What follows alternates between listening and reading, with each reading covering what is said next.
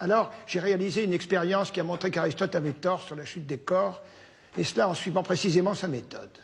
Il disait que la chute d'un corps était proportionnelle à sa masse, autrement dit qu'un objet lourd tombe plus vite qu'un objet léger. Mais ça, tout le monde peut le voir. Plus un objet est lourd, plus il tombe vite.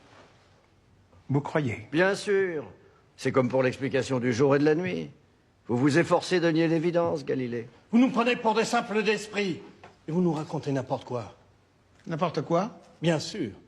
N'importe quoi. Eh bien, moi, je dis que les objets, s'ils sont quelque peu massifs, tombent tous à la même vitesse, quel qu'en soit le poids, et je vais vous le démontrer. Vous permettez?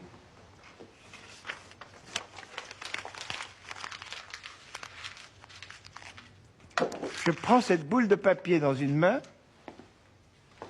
et cette boîte à sable dans l'autre. Je les lâche en même temps, ils vont arriver au sol ensemble.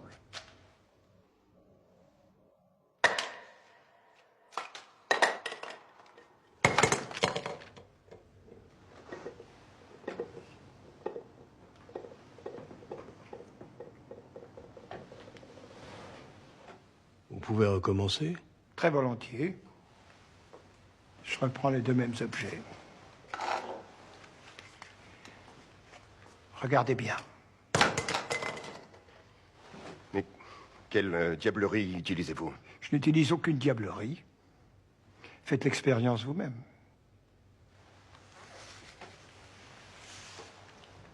S'il vous plaît, c'est très important pour moi. Faites un effort, Éminence, je vous en prie. Prenez ce papier dans une main. Et cet objet lourd dans l'autre. Levez-vous, Éminence, s'il vous plaît.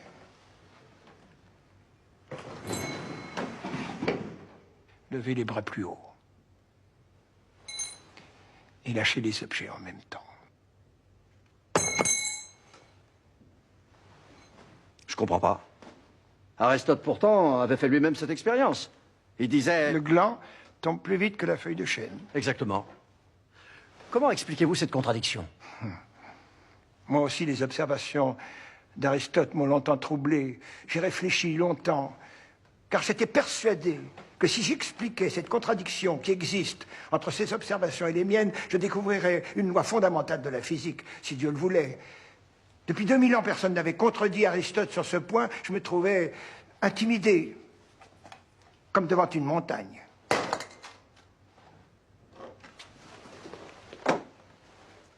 Et puis un matin, j'ai eu tout à coup une illumination. Je m'écriais « Eureka !» Oui, comme Archimède. J'ai trouvé, Aristote avait oublié une donnée essentielle, la résistance de l'air. La feuille de chêne est plate et légère. Lorsqu'elle tombe, l'air agit sur elle pour l'empêcher de tomber. Tout comme l'air agité qu'on appelle le vent entraîne la feuille à volter. Le gland, lui, au contraire, est compact. L'air n'a pas de prise sur lui, ou très peu. Sa chute est libre. Alors le poids n'a aucune influence sur la chute? Aucune. Et pourquoi cela? Cette question a occupé mon esprit pendant 3 ans. Voici ce que je crois avoir compris. Le fait que le poids n'ait aucune influence sur la chute est le résultat de 2 principes, de 2 forces qui s'opposent.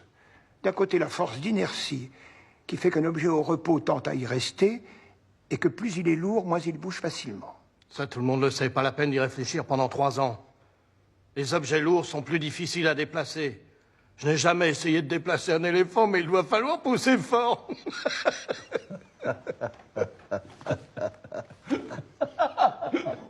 Bien sûr, plus ils sont lourds, moins ils bougent.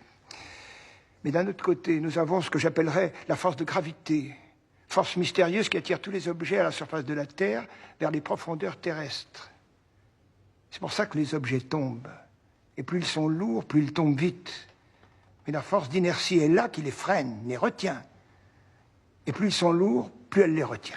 Alors d'après vous, un éléphant et une figue, par exemple, tomberaient à la même vitesse?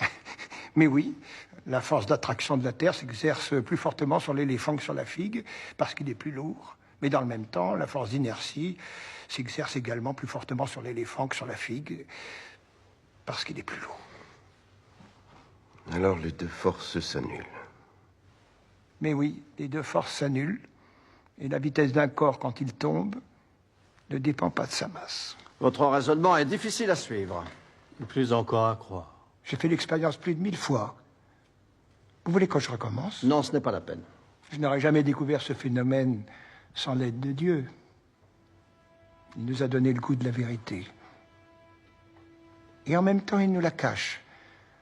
Il a fondé les lois de la nature en utilisant le langage secret qu'on appelle les mathématiques, mais c'est à nous de découvrir ces lois et de déchiffrer ce langage. C'est la recherche scientifique qui nous permet de nous rapprocher de Dieu et d'expier le péché originel. Nous, les savants, nous sommes les hommes de Dieu, choisis par lui.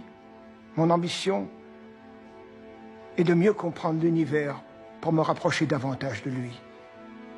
Alors je suis le chemin qu'il m'a tracé.